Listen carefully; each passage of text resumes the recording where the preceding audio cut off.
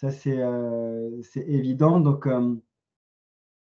moi, ce qui m'avait marqué quand je faisais des recherches, et en plus, la comédienne avec qui j'ai travaillé, Zaramir Ebrahimi, qui est donc iranienne, est partie en Turquie parce qu'elle avait une communauté d'amis à Istanbul.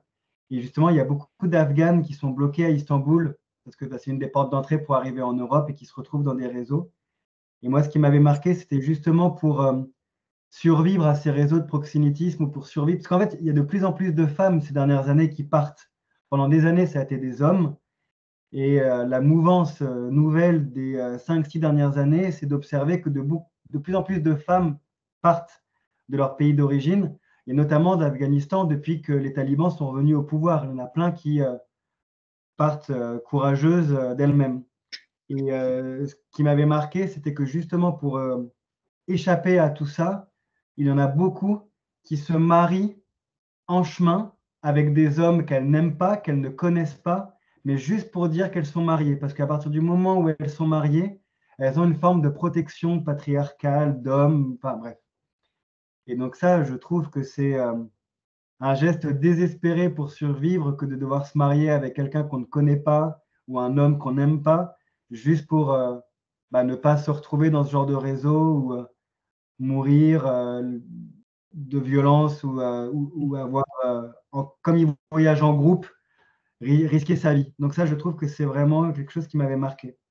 Mais oui, vous avez raison de souligner toutes ces femmes qui arrivent, toutes ces femmes qui subissent des violences sexuelles, qui arrivent vraiment avec des traumatismes forts et qui sont rattachées voilà, à ce sexisme qu'il y a dans la migration, bien entendu, et qui se retrouvent pour certaines prisonnières de réseaux.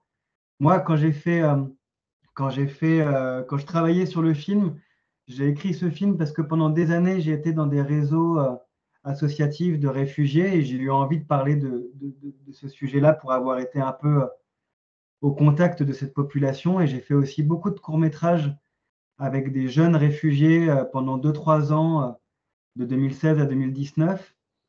Et quand je m'adressais à des jeunes femmes, des jeunes filles qui souvent étaient mineures, me raconter leur quotidien, esclaves vendus en Libye, mais à 15-16 ans, entre 14 et 16 ans, vendus nus sur des marchés en Libye pour être prostitués, enfin, bref, mais des enfers, et qui se retrouvaient en fait sous la propriété d'hommes pendant un an et demi, jusqu'à s'échapper, enfin des récits, mais moyenâgeux, moyenâgeux.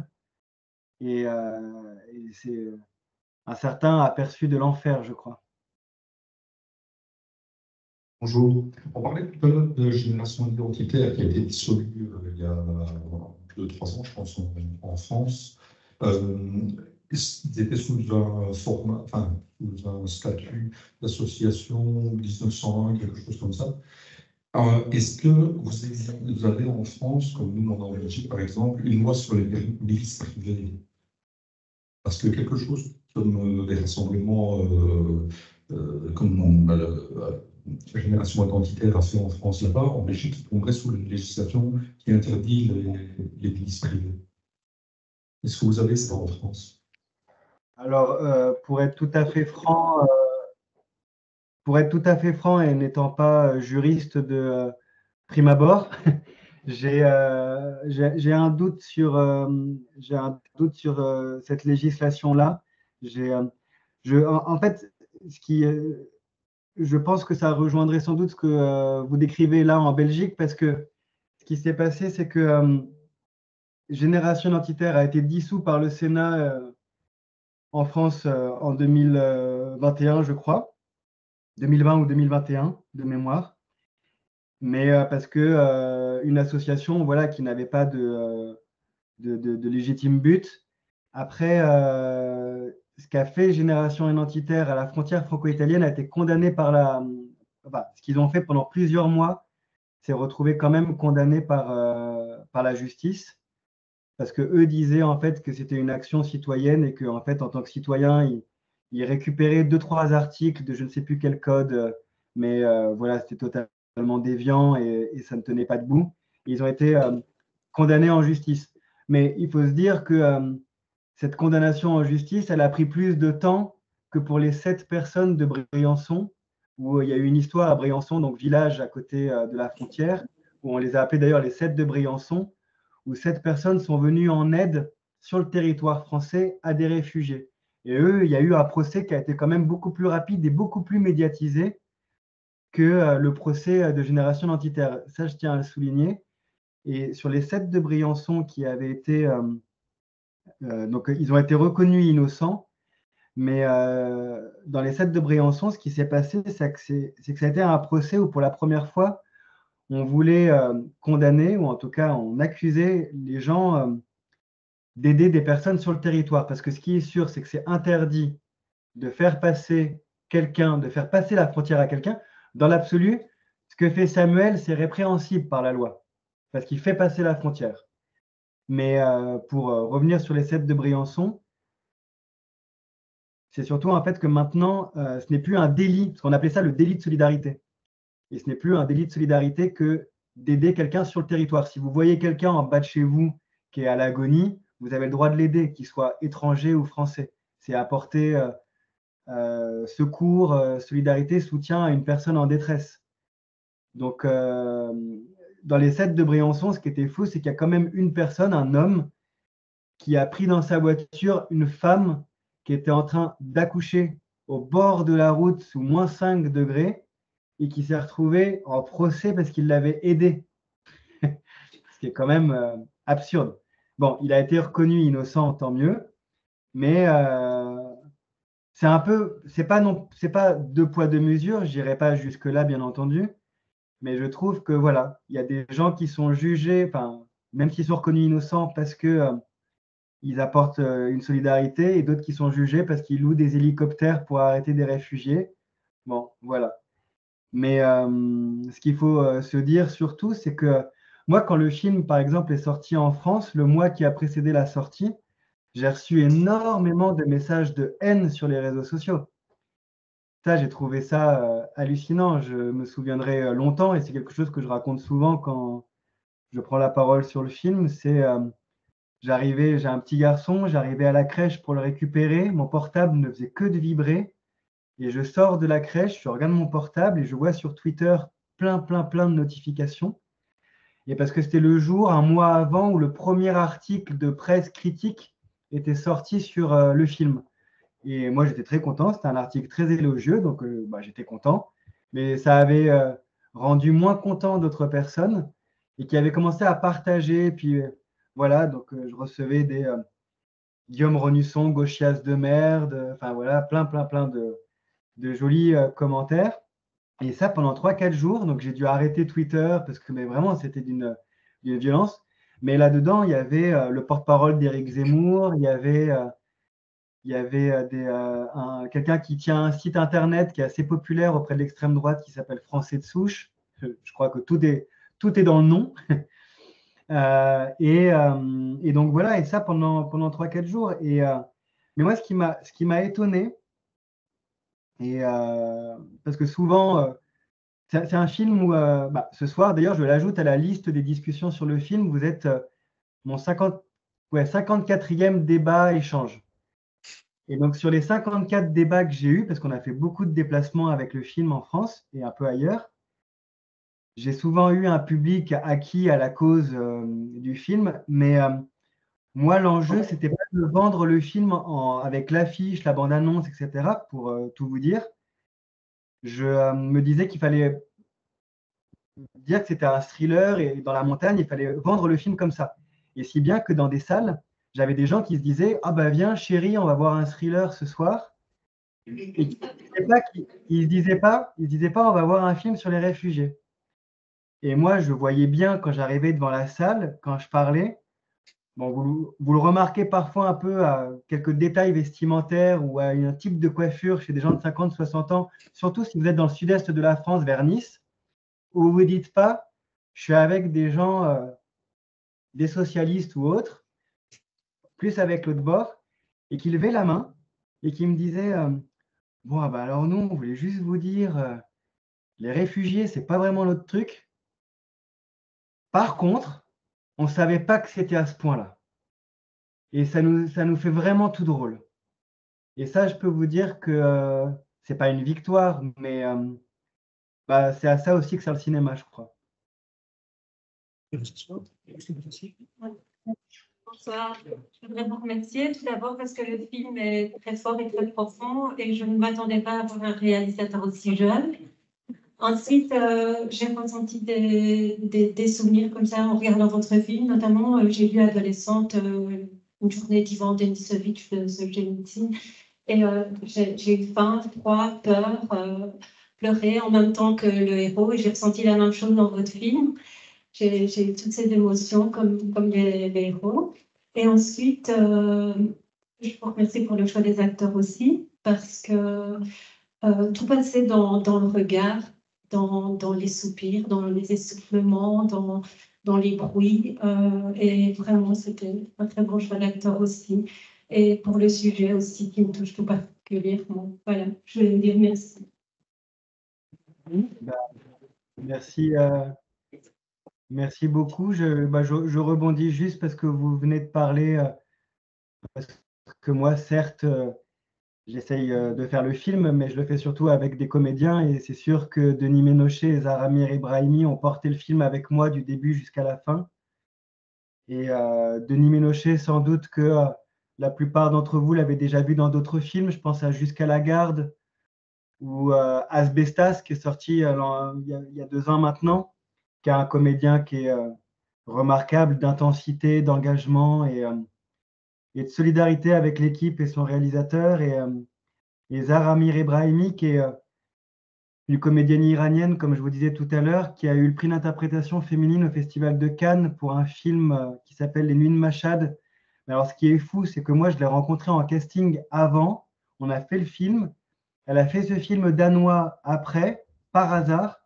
Et le monde entier l'a découverte au Festival de Cannes. Donc, quand le film est sorti, j'avais Denis Ménochet et cette nouvelle star iranienne qui est arrivée. Et l'histoire de Zar, elle est dingue parce que, en fait, je l'ai rencontrée en casting et quand elle est arrivée en casting, elle m'a dit, Chérie, c'est moi, c'est ma vie et c'est pour ça que je veux faire le film. Et en fait, Zar, c'était une star en Iran, la star d'une série qui a été vue par 85% de la population iranienne, quelque chose d'assez énorme dans les années 2005-2010. Et à cause d'une sombre histoire qui l'a impliquée, une histoire de mœurs, elle a dû fuir l'Iran parce que l'ayatollah voulait absolument en fait la condamner à 120 coups de fouet. Et grâce à l'ambassade de France, elle a réussi à partir, à être exfiltrée d'Iran. Elle est arrivée en France dans les années, début des années 2010-15, et elle a dû tout reconstruire en France. Elle est repartie de zéro. Et moi, je la rencontre à un moment de ce film, alors qu'elle, elle a fui son pays. Et juste pour vous dire, parce que c'est quelque chose pour moi qui est toujours très très émouvant, c'est que donc je la rencontre. Le film était écrit, et vous savez l'histoire des clés que Chéret montre à Samuel et qu'il garde à la fin. Moi, c'est quelque chose que j'avais mis dans le scénario après avoir vu une exposition de photos d'un photographe qui s'appelle Bruno Frette, qui a fait plein de photographes de camps de réfugiés, et notamment à Calais, dans la jungle de Calais, dans le nord de la France. Et dans cette jungle, il photographiait tous les intérieurs des tentes pour montrer en fait en fonction des cultures de chacun, comment chacun se réappropriait ce peu d'espace et avec voilà de la déco, des tapis, comment chaque tente de fortune était réaménagée, redécorée. Et donc il y avait toutes ces photos comme ça avec plein d'intérieurs et il y avait la main d'un Irakien à un moment avec une paire de clés. Et cet Irakien disait, je sais très bien que je pourrai jamais rentrer chez moi, mais je suis incapable de les jeter, de m'en débarrasser. C'est pour ça que je les garde avec moi. Et moi, ça m'avait profondément ému et je l'ai mis dans le scénario, cette idée. Et quand on fait la scène dans les montagnes, et que c'est la scène où Zar doit sortir ses clés et expliquer à Samuel qu'elle les a toujours gardées avec elle, le matin même, Zahar m'a demandé est-ce que les clés de l'accessoiriste, on peut les changer? Je dis ah bon, elles ne te conviennent pas, etc. Et elle sort de sa poche ses clés d'Iran, les clés de Téhéran. Et elle me dit j'ai toujours les clés de chez moi et j'aimerais bien qu'elles aillent dans le film. Et donc, ça nous a tous profondément émus sur le plateau, parce qu'en fait, avec Zar, on ne l'a pas dit à Denis Ménochet. Et dans la scène où ils sont tous les deux, Zar sort ses clés, et Denis était à côté, et lui, il fait la scène, et Zar lui dit, Denis, elle n'appelle pas Samuel, elle lui dit, Denis, je te dis juste, c'est pas Chéri qui te parle, c'est Zar. Je voulais juste te dire que c'est vraiment mes clés. Et en fait, ça, moi, je l'ai enlevé au montage, mais quand Denis regarde ému, quand il tourne la tête, c'est parce qu'il vient d'apprendre ça. La magie du montage, de la direction d'acteur et des surprises pour avoir des émotions. Mais c'était profondément émouvant pour nous qu'elle montre ses clés, en fait, et que ce soit quelque chose qui rejoigne tous ces récits de migrants et le scénario. Enfin bref, ça m'a toujours énormément ému. Dans la réflexion avec toi, on comprend pourquoi ce film est puissant.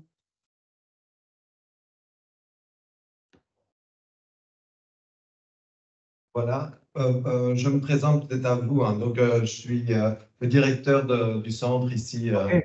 Voilà, et je vous remercie en tout cas. Et alors, c'est moi qui ai lancé l'enregistrement, en fait, sans même vous le dire, hein, mais voilà.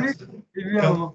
Mais franchement, en fait, j'étais vraiment subjugué en fait, par le discours que vous teniez. Et alors, il y a une particularité par rapport à moi, c'est qu'en fait, je suis belge, mais d'origine italienne.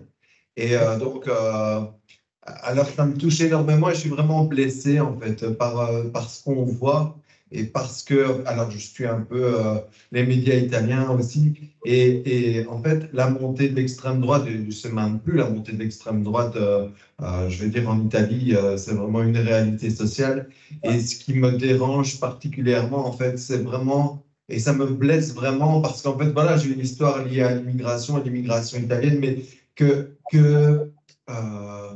mais qu'en fait, alors je ne dis pas que le gouvernement cautionne ce type de milice privée, enfin je ne sais pas comment on peut appeler ça, mais vraiment le fait que, et ça vaut pour ça, mais ça vaut pour plein d'autres choses par rapport à ce qui se passe en Italie, des matraquages, des bastonnades, etc. Mais le fait que le gouvernement ou les politiques en place laissent faire ce genre de choses, en fait. Et je ne dis pas qu'ils les soutiennent, mais qu'ils les cautionnent. Hein, je n'irai pas jusque-là. Hein, mais voilà, ce n'est pas la priorité de traiter ce qui se passe à ce niveau-là. Et alors, je me dis, nous, à notre niveau, alors on n'est pas dans une situation comme peut-être en Belgique, enfin en Wallonie, parce que je vais vraiment parler de la Wallonie, donc la partie sud de la Belgique, où on a des montées comme ça de l'extrême droite.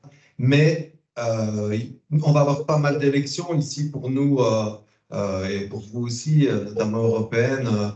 Cette année, en fait, c'est une année électorale importante en Belgique. Et je pense que enfin, ce type de film, ce type de réflexion sont vraiment importantes parce qu'en fait, eh bien, ça montre que ça a encore de l'importance de tenir compte de ce qui se passe au niveau politique. Nous, on fait des animations et parfois, on a des gens qui disent à quoi bon, etc.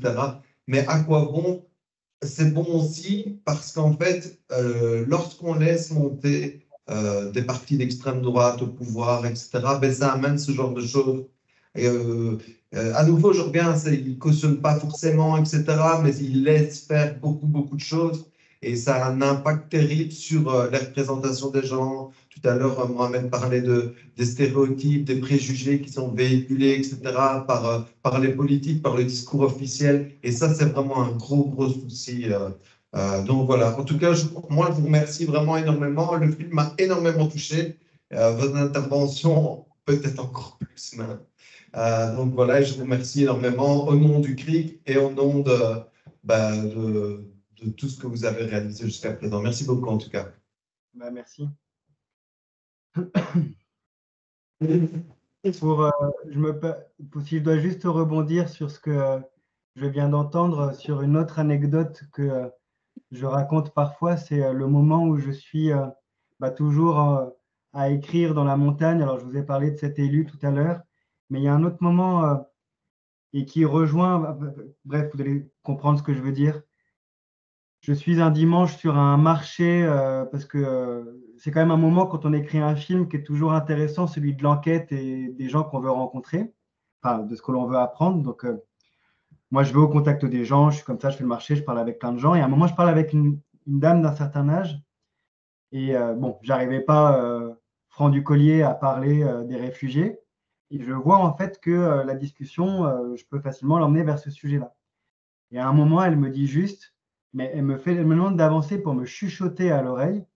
Et elle me chuchote à l'oreille, mais vous savez, jeune homme, moi, j'en cache chez moi. Et d'entendre ça, c'est quelque chose que d'ailleurs j'avais mis dans le dossier de presse du film, tout ça. Mais en fait, moi, j'avais l'impression d'être en 42, je ne sais pas où, et en tout cas pas dans la France libre. Et je trouvais ça fou. Il y avait vraiment un parfum d'une autre époque. Et en plus, vous êtes à une frontière où, un peu plus au sud de là où on a tourné, si vous passez là, si vous marchez, qui est entre le Mercantour et la vallée de la, enfin, ouais, entre le Mercantour et les Alpes du Sud, et ben, si vous marchez sur ces chemins-là, pour rejoindre monsieur qui est d'origine italienne, vous avez une stèle, une sorte de pancarte où il y a, à la fin des années 40, tant d'Italiens sont passés pour fuir justement un certain régime. Et en fait, voilà, l'histoire ne fait que se répéter.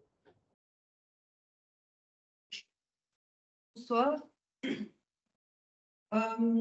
Votre film est juste incroyable. Enfin, il m'a beaucoup parlé, j'étais très très émue, je le suis encore.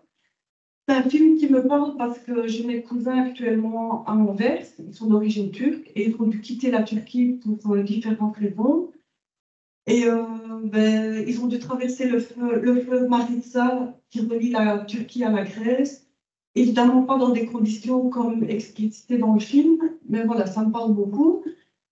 Je voudrais remercier le GRIF parce que voilà, on vit ce moment-là. Et pour moi, ce qui est important, c'est que voilà, il n'y a pas beaucoup de jeunes dans la salle, mais je m'adresse au GRIF et je voudrais que ce film soit partagé avec tous les jeunes qui seront l'avenir de demain. C'est important que les jeunes prennent conscience en fait de cette réalité. À notre échelle, peut-être qu'on ne sait pas faire grand-chose, mais au moins une conscientisation. Et donc, franchement, je vous félicite du fond du cœur en fait.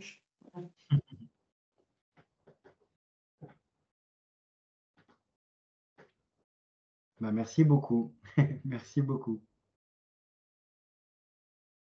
Alors, dans la salle, c'est vrai qu'il y a beaucoup de convaincus, beaucoup de travailleurs sociaux, ceux qui travaillent sur l'interculturel. Mais en tout cas, on va essayer de travailler avec le film, on va essayer voilà, de le faire partager le plus possible. Il y a une communauté italienne très importante ici, hein, donc on l'a dit ici. Voilà, on va essayer de lancer le téléphone arabe et notamment en Italie, quand le film sort, il n'y a pas que des convaincus qui viennent voir le film. On va tout doucement clôturer, Guillaume, parce que je t'avais dit 15-20 minutes, on est déjà sur 30-40 minutes. Non, mais moi, tout va bien, c'est vendredi soir, hein, ça va. On sent qu'on est tous à l'aise. Voilà, en tout cas, on est tous très contents et encore très émus. On va vraiment essayer de continuer à travailler avec le film. On a des très bons contacts avec le Kétis, un cinéma, un bon cinéma ici près de chez nous. Donc, on va essayer de travailler notamment sur des matinées scolaires avec des étudiants, des petites choses associatives aussi. Voilà. Et bah, écoutez, si je passe un de ces quatre à Charleroi, je ne manquerai pas de vous faire un coucou. Ah ouais, si tu viens sans nous le dire, je pense que bon, on est vraiment très très heureux, mais vraiment. Il y a vraiment une émotion mais très très forte. Et ce que je trouve très beau aussi, donc il y a la thématique qui est bien sûr qui est très forte, qui est indispensable, mais il y a aussi, je trouve, la dimension philosophique et métaphysique que tu amènes, notamment comment on va dire, cet altruisme que tu amènes à travers ton personnage qui est en quête, en recherche de salut. Il a perdu sa femme, il est dans des conditions difficiles et il va vouloir sauver cette femme, donc l'autre, et parce qu'il estime que c'est c'est indéniable, irréfutable, il est presque obligé. Mais il y a comme ça quelque chose qui fait qu'il va vers cette femme malgré voilà, qu'il se met en danger, à des risques notamment, tu l'as rappelé. Et ce qui est super beau, c'est que ce que tu amènes dans ton propos, c'est qu'en voulant sauver l'autre, pour finir, on se sauve soi-même, en fait, c'est ça. On retrouve son salut. Et il retrouve son salut à quel prix? Il le retrouve. C'est ça, je trouve, qui est assez extraordinaire à travers notamment ton œuvre. Et puis, dernière chose aussi, les artistes, on le voit aujourd'hui, ce soir, sont vraiment il y a beaucoup de personnes qui sont des lanceurs d'alerte, en fait, et qui ont très, très difficile à porter un message, à faire un type de cinéma, parce que voilà, c'est pas un cinéma qui rapporte des sous, c'est pas un cinéma qui va surfer sur les clichés, les préjugés, parce que tous ces sujets-là, il y a beaucoup de films clichés, on le sait très bien. Hein. Si vous faites des clichés, ben, c'est plus facile. Je pense, Guillaume, tu ne me contrediras pas. Et du coup, c'est important de soutenir ce type de cinéma qui sont porteurs de messages. Voilà. Merci encore. Ce qui est sûr, c'est que ce que tu dis, Mourad, sur les personnages et surtout sur le personnage de Samuel, ça a été le point de départ du film et ce que j'ai jamais voulu laisser tomber ou quitter dans toutes les réécritures ou dans les retours des financiers. Certes, je parlais, comme je disais, d'un film de traque, d'un thriller, etc., d'un film qui allait se tendre de plus en plus, de beaucoup de tensions, mais que le film devait fonctionner aussi grâce au personnage de Samuel et de Chéret, mais surtout grâce à cette idée que, en fait, il la sauve parce que, en la sauvant, il sauve celle qu'il n'a pas pu sauver. Et le point de départ, notre première idée avec mon co-scénariste, grand copain avec qui j'ai écrit mes courts-métrages et avec qui je suis passé au long-métrage, Clément, notre première idée quand on a réfléchi à ce film, ça a été cette carte d'identité. C'est le point de départ, nous, du film. On a eu cette idée un jour de carte d'identité d'un homme qui a perdu sa femme, qui trouve une réfugiée et qui, pour la faire passer, a une carte d'identité. Et en fait, on trouvait que la scène de la carte d'identité, quand ils se font arrêter à la fin, justement, c'était faire réexister le fantôme de sa femme, celle qui vient de perdre l'espace d'un instant, et elle, reavoir, grâce à un papier, un droit de passage et donc une forme d'existence aussi. Et de la même façon que d'un coup, on a deux êtres qui réexistent, on raconte surtout qu'il y a deux fantômes. Parce que les réfugiés sont les fantômes un peu de notre monde aujourd'hui. Et c'est ça qu'on a voulu dire, qu'on a voulu faire. Et là, pour le coup, j'ai eu la chance d'avoir des producteurs, des distributeurs qui nous ont suivis. Et c'est un film qui a plutôt marché en salle en France en plus. Je ne pensais pas qu'on allait marcher en salle comme ça. Et je pense que ça a parlé aux gens, ça. Le fait d'où vient en fait le sentiment de solidarité, c'est souvent aussi pour se sauver soi-même, disons-le. Et c'est important de leur rappeler que en aidant les autres, on s'aide soi aussi. Guillaume, un grand merci en tout cas. Et on te souhaite tout le meilleur. Sache qu'on va te suivre. Hein. On va être à tes côtés. Et voilà, et on espère en tout cas te retrouver très très vite. Et merci pour la projection. Merci pour vos questions.